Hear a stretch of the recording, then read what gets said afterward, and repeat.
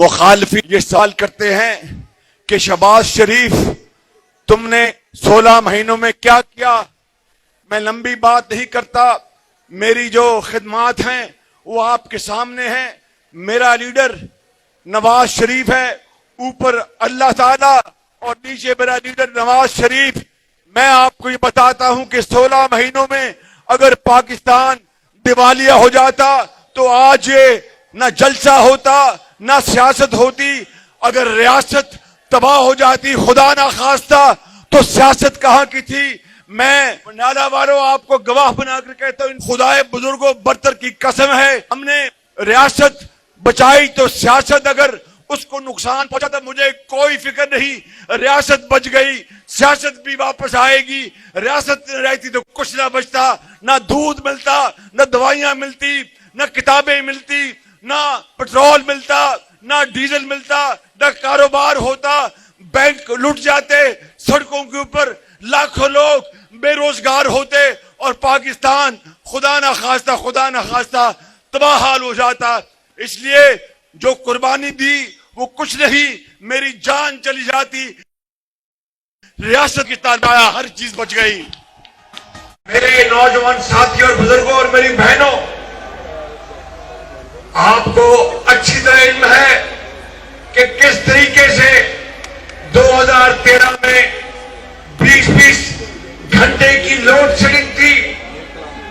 اسی قصبے میں اور پورے پاکستان میں زراعت پیلی ہو گئی تھی اور صنعت تباہ ہو گئی تھی۔ نواز شریف نے اللہ کا نام لیا اور دن رات محنت کر کے 20 گھنٹے کی لوڈ شیڈنگ کو 4 سال میں ختم کر دیا۔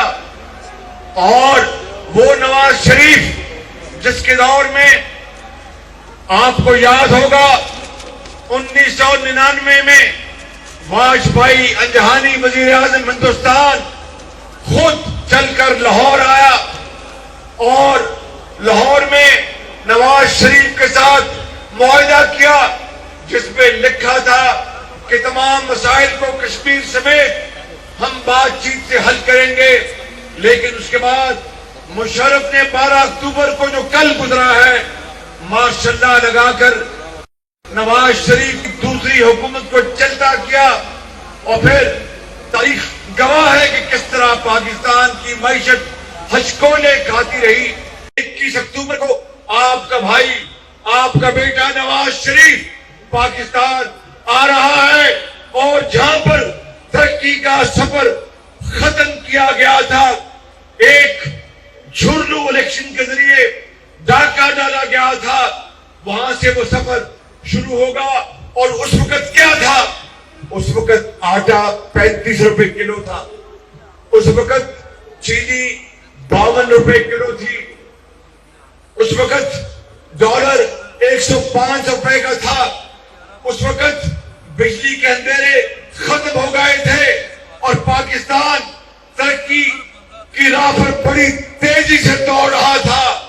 لیکن پاکستان کے اور نواز شریف کے جو مخالفین تھے ان کو یہ بات راست نہ آئی اور انہوں نے ایک نیا ماڈل لا کر قوم کے اندر زہر گھولا، گالی گلوچ دی گئی اور پاکستان کو تقسیم کرنے کے لیے بدترین سازشیں کی گئی۔ میرے بزرگوں، میرے بھائیوں اور نوجوان ساتھیوں، اگر آپ چاہتے ہیں کہ پاکستان دوبارہ ترقی کرے، چاہتے ہیں پاکستان دوبارہ ترقی کرے، تو پھر 21 اکتوبر کو آپ کو نواز شریف کا استقبال کرنے کے لیے مینار پاکستان پہنچنا ہوگا۔ پہنچو گے؟ وعدہ ہے، پکا وعدہ ہے۔ اگر آپ غربت اور بے روزگاری کا خاتمہ آپ دیکھنا چاہتے ہیں تو پھر نواز شریف کو لانا ہوگا۔